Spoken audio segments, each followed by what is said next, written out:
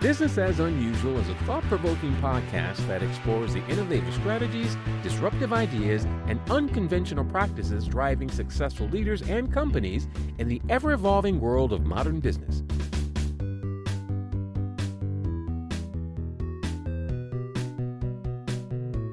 Subscribe, comment, and share for weekly inspiration with our host, Aicila. Hi, welcome to Business as Unusual. This is Aicila, and I'm here today with Amena Chaudhry. Nice to see you today. Nice to see you as well. Thank you for having me.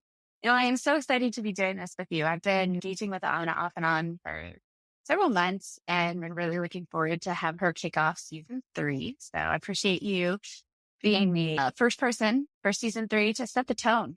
Thank you for having me. And before we hop in to the nitty-gritty of the amazing work that you're doing, what's the last artist that you got lost in?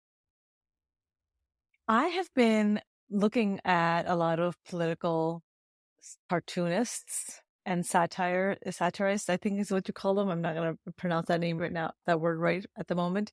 Political cartoonists. And the one that I've been looking at a lot and kind of been lost in his work, and I wish his work was all in one place somewhere, but I haven't found a place. His name is Ali Ferzat. He's Syrian, and he has a lot of really poignant imagery of what it's like, what imagery of oppression, governmental systemic oppression. There was one that really caught my eye the other day, and it's a picture of a gun. So it's a drawing of a gun, and you see just like a hand that has pulled the trigger, but the trigger is a blade. And so pulling the trigger, the finger has cut off front and separated from the hand. And I just found that to be quite, I don't know, provocative is the right word, but you know how they say a picture is 1,000 words. And when you have these political cartoonists drawing and trying to depict reality, and that is like the best visual of how you can't hurt others without hurting yourself. It reminded me of a quote by an indigenous chief. And I think it's something to the effect of, what is it? What is the saying? It's, we don't create our web of life. We are just a thread. Like man does not weave the web of life. We're just a thread or a strand of it. And anything that we do to the web, we do to ourselves. And so this idea of interconnectedness. So I just found that one image of his kind of it hit me. It took me a while. I just looked at it for a while. I was like, I don't understand it. I don't get it. And it took me a while to see that the finger was severed, that there was a blade in the trigger. So I just thought that was interesting. Our relationship to violence and safety, and how we think that violence is going to bring safety. Yeah, it's a very lizard brain response. And I work with an indigenous woman who the sort of adage that she functions in is, whatever I do for another, I do for myself. Whatever I do to another, I do to myself. And it's a pretty powerful way to walk through life and to feel, like you said, that sense of interconnectedness, that sense of community, that reality that the idea that we're separate is in itself a bit of a deception, and it leads to some super harmful things, and which is part of why you have the business you have. Such a great segue. So what is your business? A little bit about the name, what your type of work is, that kind of thing. Yeah, thank you. I'm a DEI strategist, consultant, and coach, and I work with leaders who are hungry for systemic change, and who are aware and attuned to the gap that exists between their intentions, their good intentions, and their actual impact. And are looking to figure out how to fix and figure out how to bridge that doing gap. And I also work with leaders one-on-one coaching. I tell people coaching is transformative, consulting is transformative, slow paced. Eventually, depending on how you do it, but coaching is transformative. And frankly speaking, our leadership in the US, in whatever sector you look at, comes from a lived experience that is incredibly insulated from racial stress.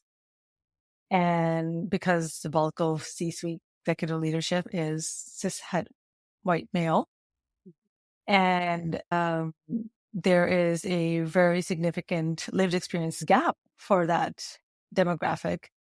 And I think that, as we saw with, there's lived experience gap for that identity in leadership, but there's also a gap for anyone who makes it to a position of power. And that gap tends to be, you make it to these leadership roles not by changing systems, but by proving that you know how to keep systems in place, that you have the importance of that you have the skill to do that you know how to be savvy and what's the word, implicit and not overt about it. Think about Joe Biden as a really good example. If you look back 20, 30 years and you listen to him on the floor of the Senate and you listen to him talk today, or as the VP for Obama, you can see that he went through the learning curve of realizing how he needs to be nuanced about upholding systems and not overt for him to make it to positions of power. And he is a more exaggerated example of how leadership trajectory is just, that system is just set up in the US. And businesses are just a microcosm of the US, right? Mm-hmm. And I work with leaders who understand and have an idea that there's this gap that they experience. And one-on-one coaching is a phenomenal way for them to really accelerate their ability to build muscles that they currently were not encouraged to build, so that they can influence their spaces and figure out how to systemically produce systems in their spheres of influence where belonging can become the norm. Because right now, belonging is not the norm, exclusion is. What does success look like to you?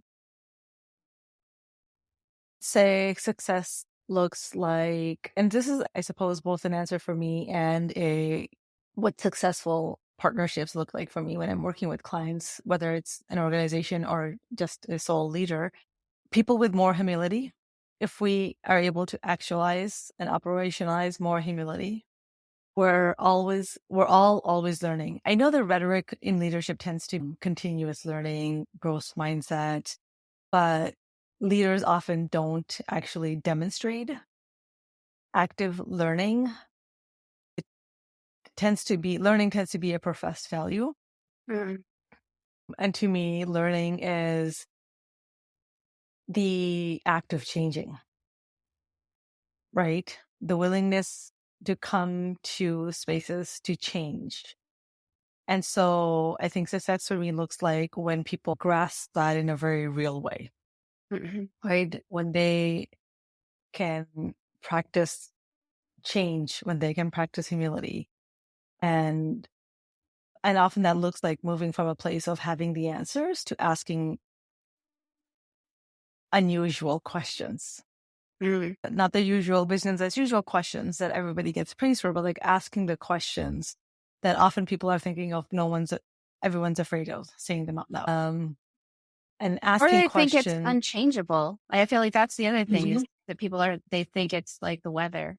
It's just it's happening, that it's somehow mystically occurring, instead of questioning, why is this like this? Yeah. It tends to be like the higher up in an organization you are, the more you view that things like that, like culture, like as weather, unchangeable. Sure. But I think, but I think that like when you look at people in labor, I feel like that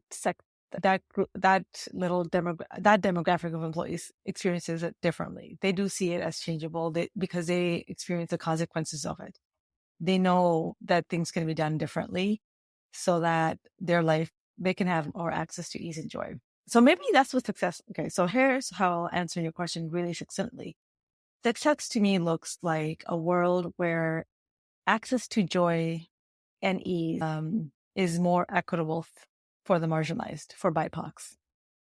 So if I look at the US system, if I was able to coach and consult with every single sector and every single business, and if you thought about like widespread change, that would look like Black and Brown, Black and Indigenous people being able to access ease and joy as equally as a white person, a middle class white person, let's say. Mm-hmm. And I know I'm generalizing, but like that is the accurate factual generalization. I spoke at a conference last week, and one of the things that someone brought up in a question and answer section was the fact that their volunteer organization has a fee that volunteers pay to be able to volunteer, and how it's inequitable, and they've tried to work on getting rid of the fee, but there's resistance to getting rid of it because that fee is like it performs certain functions. And I had asked the person, like, what is inequitable about having a fee? And she's like, it's like white women who have disposable income and also the time that they can lend are the ones who keep showing up for volunteering, and we don't get, we want a more diverse pool of volunteers. And so that just shows the inequity right there. That's it. That's where, like, when you put a price on volunteerism, generally speaking, they're not able to recruit people from marginalized socioeconomic demographic. And so success looks to me where there's equity between the ability of Black and Brown people to access ease and joy. I had the privilege of attending your workshops, The Art of Interrupting Racism. And you talk about this concept of operationalizing belonging. And we have an epidemic of suicide in our country, but children are one of the highest demographics for increasing in suicide. Isolation is considered to be a contributing factor to the mass shootings that we're dealing with. And maybe ease of access to guns is part of it, but we'll go with isolation too. And one of the things that I see as being really different, if there is more of this understanding of how to interrupt this isolation and how to increase belonging and to really create opportunities for people to have that as part of an expectation, that there are so many things that would change. And if leaders and people in privileged positions and white people all understand the ways that they can bridge that gap between intention and action and really understand that the ways in which they can do this, we can do this in a more consistent way. What would the world be like if everyone felt that sense of belonging? How would it feel to go to the store and not be stressed out about the ways in which people can lose their shit so easily because they're so under siege? And how would it be to be in a job where you didn't feel constantly aware of the ways in which you were in minority and instead could just focus on the work you're doing? Even if you don't love what you're doing, there's some satisfaction in doing a job well. And to be able to fully get yourself into that space and be there and do that, what would the world be like if that was how we all lived? I think it'd be pretty great.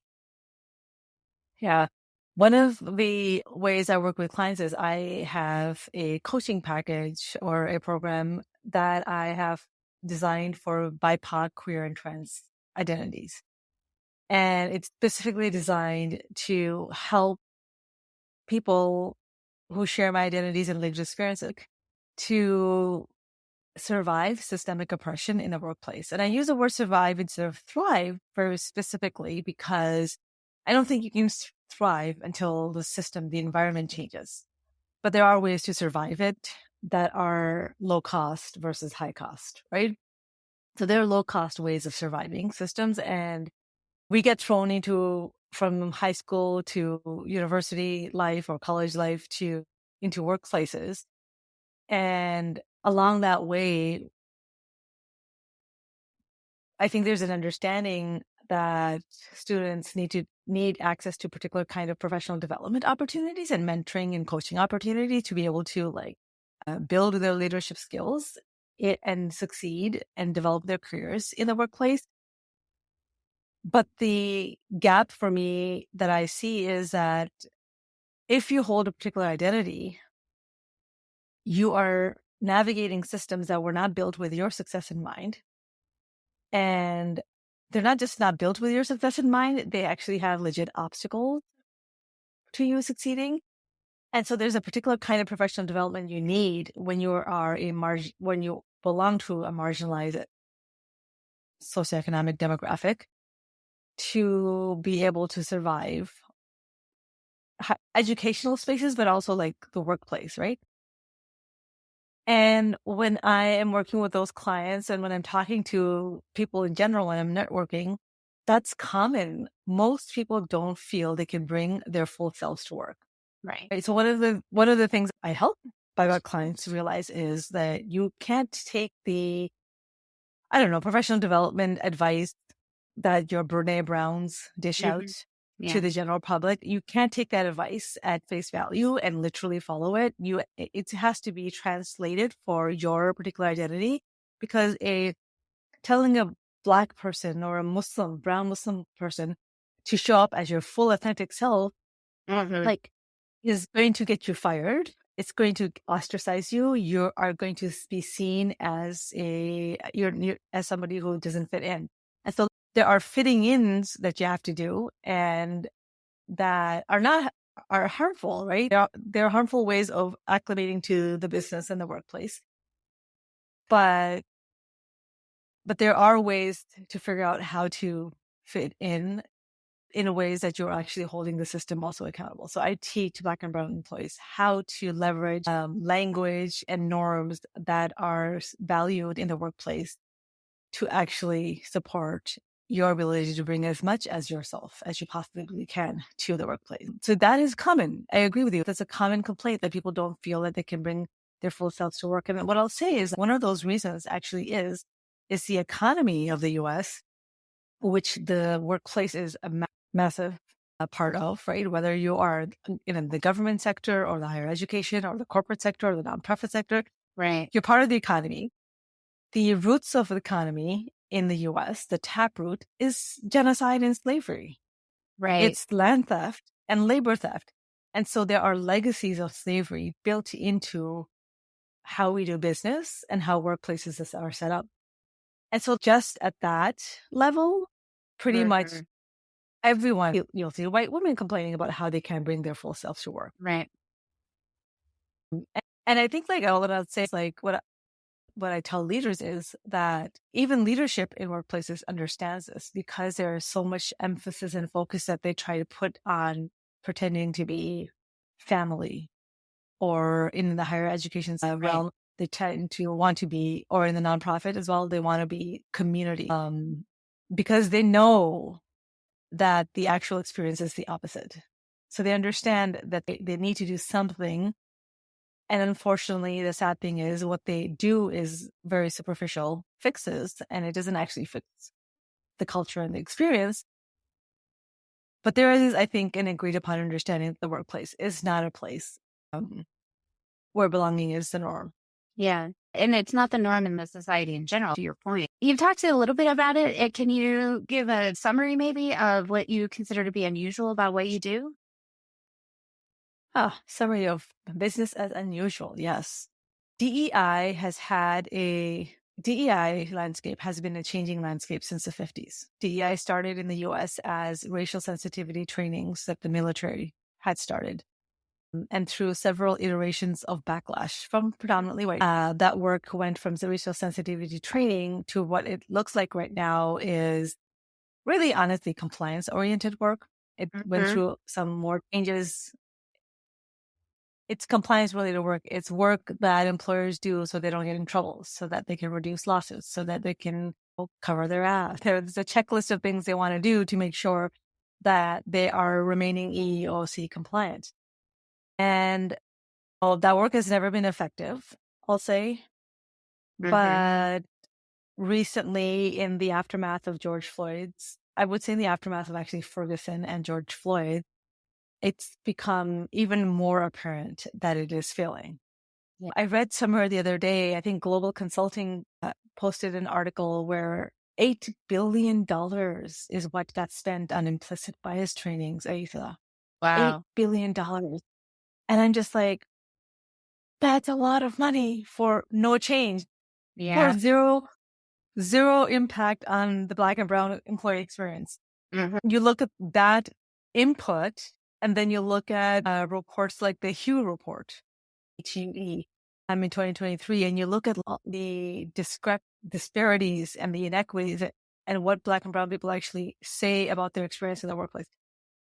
The bulk of Black employees don't want to return to the workplace after having worked remotely because they just are not willing to put themselves back into white spaces where they're having to deal with aggression and discrimination on a daily basis. I won't say microaggression because there's nothing micro about the experience. I think DEI, as usual, has never worked, and it is particularly now glaringly failing, and employers feel that. So like in the aftermath of George Floyd, there was this uptick of hiring DEI directors and hiring chief diversity officers, and this energy of like, we have to be part of the movement of not creating environments where this is okay. It was a little bit like FOMO. It was like their fear of being left out as opposed to like address this real issue, the ways that it impacts. And there wasn't a business case. And that's the thing that like, just looking at how business works in our country, in a lot of places, but if businesses don't have a business case, if they don't have a clear investment and an understanding as to why they're doing this and how it legitimately will help them do their business better, it's generally more of a cosmetic or compliance oriented, like you noted, as opposed to being a real investment in how they're going to do business in a way that it's going to create a result that they're looking for. So they're not they don't know what the result is. They don't know how it applies to what they're trying to accomplish. So there's two things that you're saying that I hear you saying. The first thing that I hear you saying is that they didn't know why they were doing what they were doing. There wasn't intentional effort put into figuring out their why. And when you don't put intentional effort in deciding why you're doing a particular kind of work, you'll end up doing it for the reason that everybody else is doing it, and which was optics. Yeah. It was looking good. It was for optics. It was still superficial work. And the second thing I hear you saying is that it's not done in a way where organizations measure. They don't forget measuring outcomes or having metrics for it. They don't even identify the outcome that they want to achieve. Very vaguely, the outcome gets identified as increasing diversity. Very vaguely. And so what's unusual about the way I do DEI, I think this is rare among DEI professionals. I help employers collect or review the data that they have currently. And then data is only as good as the person who looks at it, right? Mm-hmm. You can, if you think of data as Lego blocks, let's say, and you have a massive pile of data in all different colors. If your lived experience is creating color blindness, you're not going to see the colors and specs in that pile of data that other people are going to see. And when you go to organize that data, you're going to put blues and reds together. And I don't know if that's true, if that's how color blindness works, but you're going to clump colors together that look just the same to you, right? You're not going to know how to deaggregate the data in a way that someone like I would be able to help you with. And then if you go one step forward, those blocks can be put together to form a house. They can be put together to form a boat. They can be put together to form, a city. And so data is only as good as the person whose lens who is looking at it. And so I help organizations start with working with some sort of data, some sort of assessment. So sometimes that looks like collecting data. Sometimes that looks like doing an assessment and collecting data in the assessment process. I help them collect data, help them make sense of it, and form some sort of a rough strategy of how they want to accomplish different outcomes, get them to articulate outcomes that they want to achieve, and then reverse engineer tactics that they can experiment with to try to achieve those outcomes, and be very clear like what metrics they're going to use for measuring their success. So one of the fails in the past 3 years has been because employers and businesses will not do this work in a very intentional operational way, and they are just going along with the trend. I wanted to say most businesses didn't actually articulate how they would measure success. They just put a lot of money into hiring these roles that now they're eliminating and getting rid of, and budgets that they are now eliminating and getting rid of. And so when you don't intentionally name the metric you're going to use to determine whether you're succeeding with your initiative, you're going to default to the one that feels right to you. Mm-hmm. And what metric ends up being used? Absence of conflict. Mm. And so when they see that actually conflict arises when you try to start with psychological safety trainings, right? Or there was no change in their employee engagement surveys, pre and post a CDO, for example. You just end up defaulting to those things being your metrics, and those are not good metrics. They're not good KPIs for any initiative, let alone DEI. And I think what I help employers do and what I help employer organizations and leaders do is very intentionally figure out what is their purpose, their anchor for this work. What data are you going to use to guide your strategy so that the outcomes that you're achieving are actually meeting the needs of the employees that you're wanting to retain, right? That they're aligned with employee needs. They're aligned with the needs, the kind of culture that your employees actually want and need to thrive in, the kind of culture you need to create so that the diversity that you want to recruit is going to actually thrive in your culture versus struggle in your culture. And I don't deliver one-off trainings and workshops. After we build a strategy, we collect data and we build a strategy, that part of strategy and tactics, trainings become part of that. And when we do trainings, I always have a blended approach to learning. And so there is traditional training mixed with action learning activities. So ways that managers and supervisors and leadership can actually put into action what they're learning versus just keep increasing, because the current trainings, all it does is it just keeps increasing what you know, the word you use when you talk about it, right, and your information. And what I tell people is like, what that does to you is it just makes you carry a sack on your back and you're just stuffing cotton into it, more and more cotton. And cotton is pretty light. So you can stuff a lot in a sack on your back and walk just fine. But when you got to cross a river and that dips in water, it gets really heavy and you can't move. And so I am a believer that the more you know is not better. Yeah, it's like a recipe, right? Like a recipe is not the food. Yes.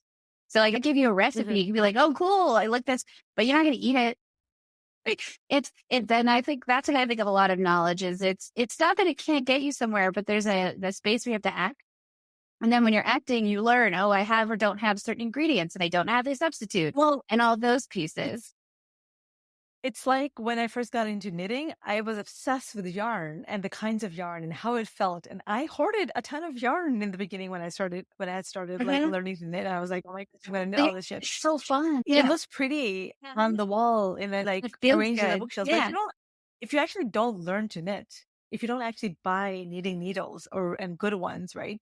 And you don't learn new techniques for how to knit socks in a circular method versus on the straight needles. If you don't learn different ways to make that yarn into actually usable items, it sits there looking pretty, and it actually becomes very hard to. It just becomes something that collects dust. It's a burden. It becomes a burden. It's a burden. It's money that is invested in something that is just sitting there stagnant. That's the exact same thing I feel like how DI as usual is actually functioning at the moment. Yeah. Is that it increases leadership and employees' language base. They just talk more proficiently, and talk to any BIPOC and they'll tell you how annoying and frustrating it is to have that white ally who says everything right but does everything wrong.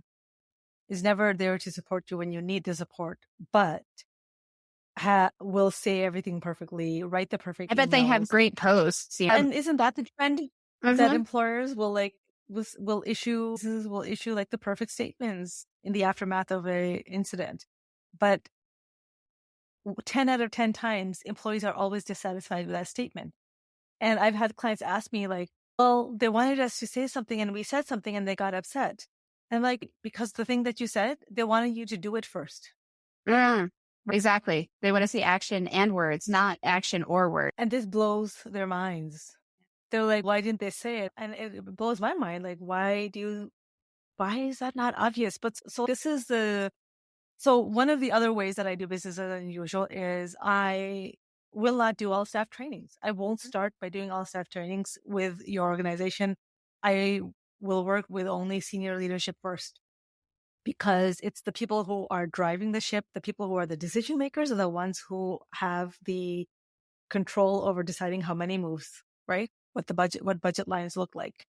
Those are the people who control an organization's health and direction. And they're the ones who actually need to increase their capacity for being inclusive before you start doing things with the rest of your organization. Oh, So what is DEI? For me, DEI is culture change work. And culture change happens top down. Culture change never happens bottom up. no. So I know that you have experiences in all of these different identities. You've experienced exclusion, and there are a lot of people that have, right? They're definitely not the only one. And yet, for some reason, that inspired No. you specifically to educate yourself in some very deep ways and then go out and do to a certain extent, thankless task of helping people to understand how to operationalize this. So, what created that inspiration for you? How did it go from I experienced this to I'm taking this action? I'm learning these things. Is there a specific story or moment where you realized that you had something to offer that would be useful in this? Or does it more arise that you were doing the work and suddenly you realize like, well, I've been doing this. Now maybe I should do it intentionally. Like, how did that come about? Such an interesting question. And it's very sweet of you to say that this is a unique experience to mine. It's not unique to me. I feel like there's a lot of folks out there with marginalized identities who understand the importance of systems change, right? I I don't know. assume I every think single part of it, person who has these identities, which I would, has these experiences, Mhm. that the percentage of people that take action or understand how to, and I'm not saying that they're not interested. Yeah. Like Mhm. you've come up with a very unique and effective solution that I've seen in action in the ways that it touches and changes people. And so how did that happen as opposed to the feeling like you didn't have a choice, or because those are all understandable reactions. Let me be clear. I'm not saying anything that is Mhm. yet that. It's more curious about what fostered that for you specifically. If I had to point to my lived experience and try to extract something, here are two things I would say. But before I name those, I'd also say is like, I think my entire life has led me up to this. Like I have been chasing belonging all my life and failed in so many environments for a really large, for the bulk of my life, right? Partially because the bulk of my life I've been a marginalized person without and not being in a position of power. For example, a student, right? You're not, when you're going through your K through 12 education or even university life, you're not somebody who has a ton of power, positional power. And so when you experience, and over again, when you experience putting in all you possibly can and still experiencing marginalization and oppression again and again, I think one thing that surfaces for you is the thing that I think that's a very experiential way of learning that you're not the only ingredient. Mm. That you and your bootstraps are not the only ingredient, right? Mm-hmm. That the environment makes a big difference. That people holding positional power are they are a key ingredient, and they need to change for there to be change overall. One place I learned this, I remember I was in 4th grade or 5th grade. We were assigned to read To Kill a Mockingbird. Mm. And I grew up in Canada, by the way, so this is Canadian education system. To Kill a Mockingbird was a book that was assigned. My teacher was a white female, and we were asked to do book reports. So the classroom actually wasn't all assigned To Kill a Mockingbird. There were different books, and we were divvied up into groups. And me and 2 other Black students, the only other people of color. So the 3 of us were the only POCs in the room, in the class. Everybody else was white. We were the only ones assigned To Kill a Mockingbird. I'm not going to remember the name titles of the other books, but I do remember like thinking, why did we get this book? Because it's the one book that white people like to think that it's about race, right? And I remember that I ended up writing the book report. So it wasn't a group project. I remember writing, it was just that the three of us were assigned this one book. And so the idea was that like different people are going to write different book reports and you're going to get to see different perspectives. If I try to remember accurately, I think that was the objective. And 5 minutes into presenting my book report, she shut me down. She stopped me. She told me that that I didn't do the project right, that I failed the opportunity, and that she was disappointed.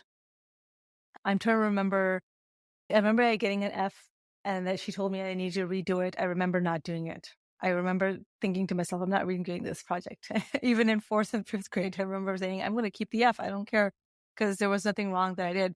I remember she stopped me, and in front of the whole class, I remember she said that I got the book wrong, that the report I was confusing them, everybody, and that I would need to redo it and represent it. And what made and I don't remember, this is 4th or 5th grade, right? And so I don't remember how long I presented before she interjected. My memory of it was immediate, but I remember it was enough where I had pointed out the racism in the book. I had said that like the book was about a white person, was written by a white woman about a white person and a white girl and her white father who had these white savior complexes. I don't think I was familiar with that terminology. I must have used some other words, where their job and focus was to save one Black man, and how the book never talks about the Finch family's complicity in the racism system. No. I remember in my book report talking about that. I remember like KKK was referred to as a political organization and not a hate group. And when Atticus is accused of being a radical, he compares himself to this political figure. I'm not going to remember his name at the moment, but I remember I had researched and found out that he was a white supremacist. So like Atticus had compared himself to a white supremacist to prove he wasn't a radical.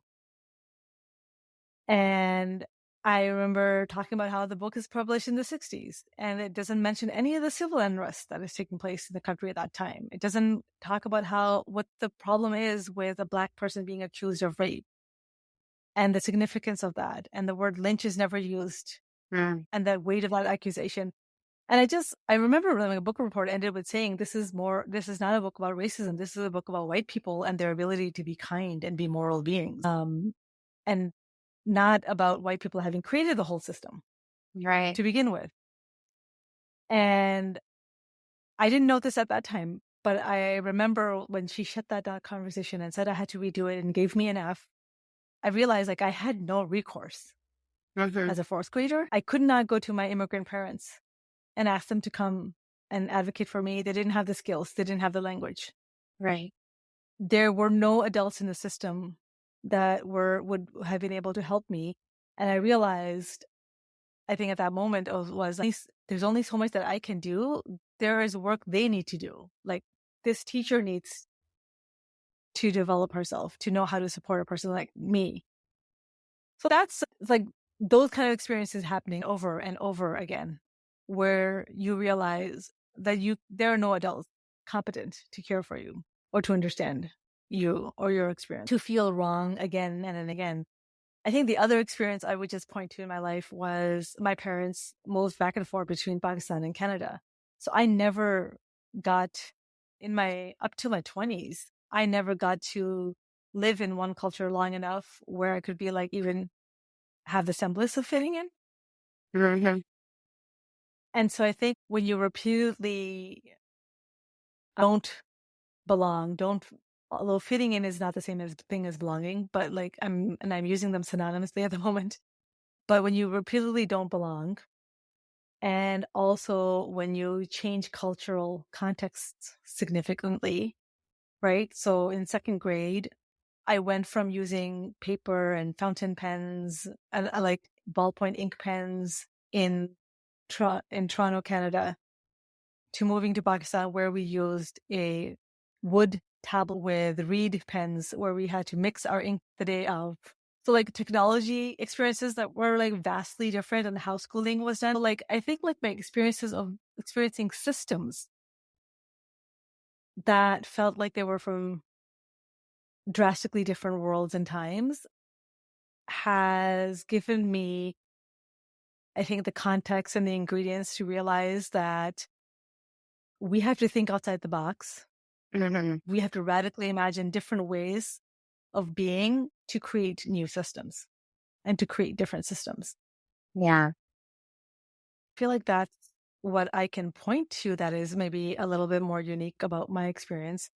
And then I will just say is like from the beginning, I've been very introverted. I'm very thought and thinking oriented. And I would say my religious upbringing has taught me to ask why a lot. The question, why do we do this? Why do we do this? Why do we do this? Along with that, experience in different cultures, speaking different religious experiences, different linguistic experiences. So I speak about I can speak with various competencies, 5 languages. I think that helps you be more flexible in how you can see things can be done. So I do see that I have an ability to imagine doing things differently than a lot of people. And in my experience working with managers and supervisors, that's an incredibly frustrating thing for them to have to manage. Where someone below them who is brown, Muslim, for the most bulk of my life, I was also visibly Muslim, who already looks like an other, challenges, like they see that as challenging versus innovative. It's hard for them to put the word innovative on the feedback that I would bring to them to say, like, you're actually challenging. Can you tell me about advice you received that's influenced the way you approach your work?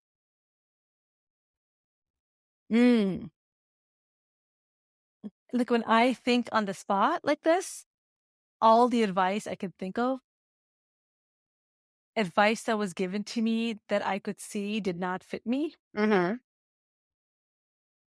was maybe some of the most powerful advices I got in my life.